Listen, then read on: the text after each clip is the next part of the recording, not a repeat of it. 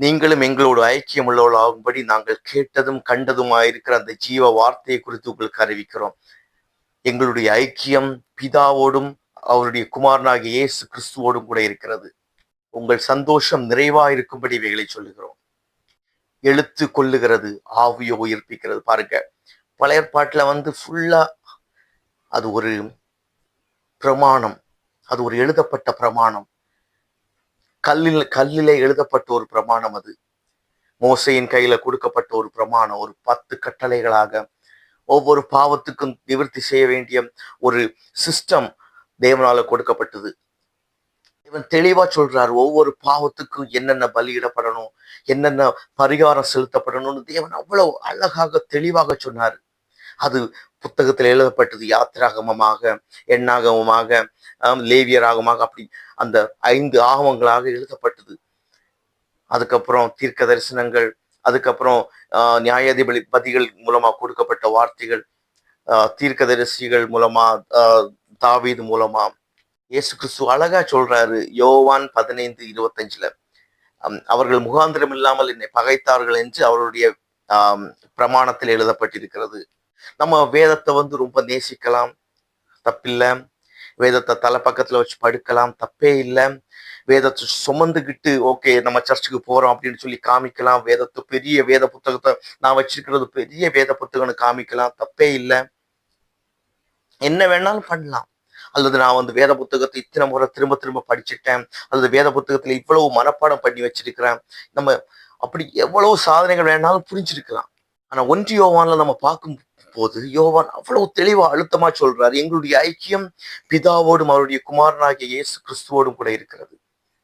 அந்த முக்கியமானது என்ன? நம்முடைய ஐக்கியம் பிதாவானவர், அந்த கடவுள் இந்த உலகத்தை எல்லாம் படைச்ச தேவனோடு கூட இருக்கணும், அந்த இயேசு கிறிஸ்துவோடு கூட இருக்கணும். அப்பதான் நம்ம தெளிந்த புத்தி உள்ளவர்களா இருக்க முடியும். நமக்கு தேவனுடைய ஞானம் இருக்கும், அந்த தேவன் மூலம் அவருக்கு அந்த விசுவாசம் இருக்கும், பரிசுத்த ஆவியினுடைய அந்த நிறைவு இருக்கும். அப்பதான் நம்ம கிட்ட அந்த பரிசுத்த ஆவியினுடைய அந்த கனிகள் இருக்கும். தேவன் நம்ம மூலமா செய்கிறதா, நம்ம மூலமா நடக்கிற ஒவ்வொரு காரியமும் தேவன் ஒவ்வொரு காரியத்தையும் தெளிவா பண்ணுவாரு. நாம கேட்கறதுக்கெல்லாம் தேவன் பதிலளிப்பாரு. அதனாலதான் இயேசு கிறிஸ்து சொல்றாரு, நீங்கள் வேண்டிக் கொள்றதுக்கு நான் செய்வேன். நீங்க என்னுடைய வார்த்தைகளை நிலைத்திருந்தால், என் வார்த்தைகளை கை கொண்டால், நான் இங்க என்னென்ன வேண்டிக் கொள்றீங்களோ அதெல்லாம் செய்வேன்.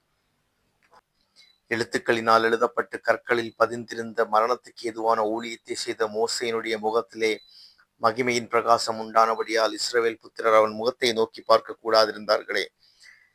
ஒளிந்து போகிற மகிமையை உடைய அந்த ஊழியம் அப்படிப்பட்ட மகிமை உள்ளதாயிருந்தால் ஆவிக்குரிய ஊழியம் எவ்வளவு அதிக மகிமை உள்ளதாயிருக்கும். கொலோசையர் 2:14, நமக்கு எதிரிடையாகவும் கட்டளைகளால் நமக்கு விரோதமாகவும் இருந்த கையெழுத்தை குலைத்து, கையெழுத்து அப்படின்னா அந்த கைகளினால் எழுதப்பட்ட அந்த வார்த்தைகளை குலைத்து அதை நடுவிலராதபடிக்கு எடுத்து சிலுவையின் மேல் ஆணி அடித்து, பவுல், யோவான், பேதுரு இவங்க எல்லாம் இந்த வேத புத்தகங்களோட அந்த அந்த புத்தகங்களை அவங்க எழுதுறது, அதாவது அந்த கடிதங்களை அவங்க அந்த சபைக்கு அவங்க எழுதுனதுடைய நோக்கம் என்னன்னா, அந்த மக்களும் அந்த மாதிரியான ஒரு அனுபவத்துக்குள்ள வரணும், தேவனுடைய வல்லமையை அனுபவிக்கணும்.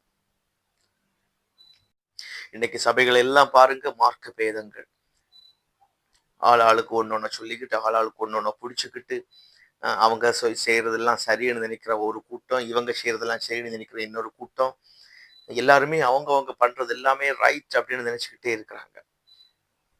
பெண்டிகாஸ்டல்ஸ் சொல்றாங்க அவங்க செய்யறது எல்லாமே ரைட், இந்த ப்ரொட்டஸ்டன்ஸ், இந்த சிஎஸ்ஐ இவங்க எல்லாம் சொல்றாங்க அவங்க நம்புறது எல்லாமே ரைட், ரோமன் கேத்தலிக்ஸ் சொல்றாங்க இல்லை நாங்க தான் முதல்ல இருந்தே இருக்கிறோம், நாங்க தான் ரைட். இதுக்கு பேரு வேற எதுவுமே இல்லை, மார்க்க பேதம். அதுதான் இன்னைக்கு நடந்துட்டு இருக்கு. நம்ம எல்லாரும் ஏதோ ஒரு ஒரு ஒரு ஒரு ஒரு கம்யூனிட்டியில நம்மளும் அதுல ஒரு அங்கத்தினராக இருந்துக்கிட்டு நாம செய்யறதெல்லாம் ரைட்ஸ்ன்னு நினைச்சிட்டு இருக்கோம். நம்ம அந்த மதத்தை இன்னைக்கு எதுக்காக யூஸ் பண்றோம்னு சொன்னா, ஒரு திருமணத்துக்காகவும், இந்த மரணம் வந்துச்சுன்னா அடக்க ஆறுதலை நடத்துறதுக்கும், அந்த அதனால தான் மதம் மனுஷனை ஏமாத்துறது, மதம் மனுஷனை கொல்லுது, மதம் மனுஷனை தேவனிடத்துல இருந்து பிரிச்சு ஏதோ ஒரு ஒரு ஒரு டினாமினேஷனல் ஸ்லேவா அவனை மாத்துது. இந்த மதம் கிறிஸ்டியானிட்டி என்கிறதான மதம் அது உங்களை ஒரு அடிமையா தான் மாத்துது. மதத்துக்கு அடிமையா மாத்துது. நீங்க ஏதோ ஒரு டினாமினேஷனுக்கு அடிமையா தான் இருக்கிறீங்க. நீங்க எல்லாம் நினைக்கலாம், நான் இயேசு கிறிஸ்துவுக்கு தான் சர்வீஸ் பண்றேன். அப்படி இல்ல. இல்லவே இல்ல. இந்த புதிய ஏற்பாடின் ஊழியம் என்பது மோசேயுடைய முகத்துல இருந்துதான் அந்த மகிமையின் பிரகாசத்தை விட இப்ப எவ்வளவு அதிகமான ஒரு வல்லமை நிறைஞ்சதான ஒரு ஊழியம், எவ்வளவு மகிமை நிறைஞ்சதான ஒரு ஊழியம். நீங்க ஒவ்வொரு முறை சர்ச்சுக்கு போகும்போதும் அப்ப தேவனுடைய அந்த ஆவியானுடைய பிரசன்னம் உங்களை எவ்வளவு அதிகமா நிரப்பணும். இங்க தேவனுடைய சமூகத்துல போதாது இன்னும் வேணும்னு சொல்லிக்கிட்டு அந்த சர்ச்ல அப்ப எவ்வளவு நேரம் தேவனை தேடணும், எவ்வளவு தேவன் மேல தாகம் வைக்கணும்.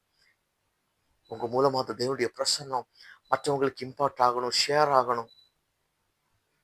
அது இல்லாம அரைச்ச மாவை அரைச்சுக்கிட்டு டெய்லி பண்ற அந்த அந்த கர்மங்களையே அப்படியே பண்ணிக்கிட்டு வந்தா ஒரு பாட்டு பாடி கை தட்டி ஏதோ உள்ள எதுவுமே ஃபீல் பண்ணாம வெறும் ஒரு வெளி பிரகாரமா மட்டும் நம்ம இப்படியே எத்தனை காலம் பண்ணிட்டு இருக்க போறோம்?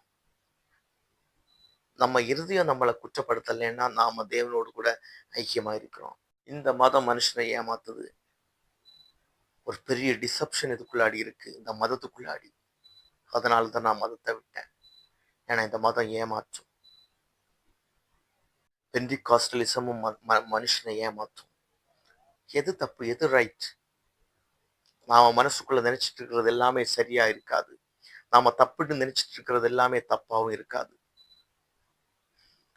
Kenneth H Hagin, Rodney Howard Browne, Benny Hinn, Kathryn Kuhlman, Andres Bisonni, Ezekiah Francis. பாருங்க, உங்களுடைய ஊழியங்கள் எல்லாம் உங்களுக்கு ஏதோ ஒரு ஸ்பெஷாலிட்டி உங்களால பார்க்க முடியும்.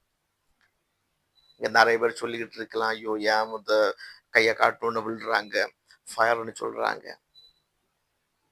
இதெல்லாம் வேதத்தின்படி தப்பு, வேதத்துல அப்படி ஒண்ணு இல்லவே இல்லை.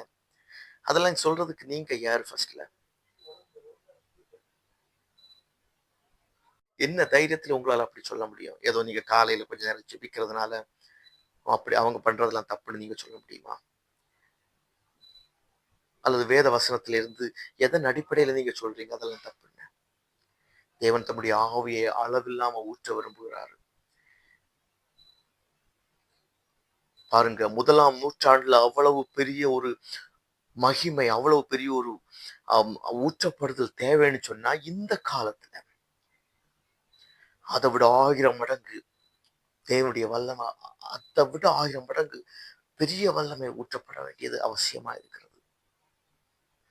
ஏன்னா காலம் அவ்வளவு மாறி இருக்கு. அவ்வளவு மனுஷனுடைய மூளையெல்லாம் செதஞ்சு போய் கிடக்கு. அவ்வளவு மனுஷனுடைய மூளையெல்லாம் இந்த உலகத்துக்குள்ள மாட்டி கிடக்கு. அவ்வளவு இந்த மனுஷ மூளை எல்லாம் உலகத்தில் உள்ள மெட்டீரியலிசம்ல புதஞ்சு போயிருக்கு.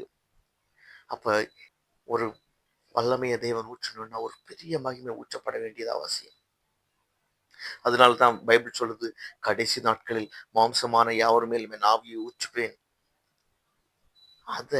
அத சர்ச்சஸ் எல்லாம் அதை எக்ஸ்பெக்ட் பண்ணி அதையே நோக்கமா வச்சு நீங்க ஜெபிக்க ஆரம்பிச்சா அந்த எழுப்புதல் வரும். இல்லைன்னா சும்மா சர்ச்சுக்கு வந்துட்டு பிரியாணி சாப்பிட்டுட்டு சும்மா காணிக்க போட்டுட்டு பாஸ்டர்ஸ் உங்களை என்கரேஜ் பண்ணி போய் வேலை பாருங்க, நல்லா உழையுங்க, நல்லா பணக்காரவங்க, நல்லா பணம் சம்பாதிங்க, எங்களுக்கு தாருங்கன்னு சொல்லிக்கிட்டு அப்படியே போயிட்டே இருக்கும்.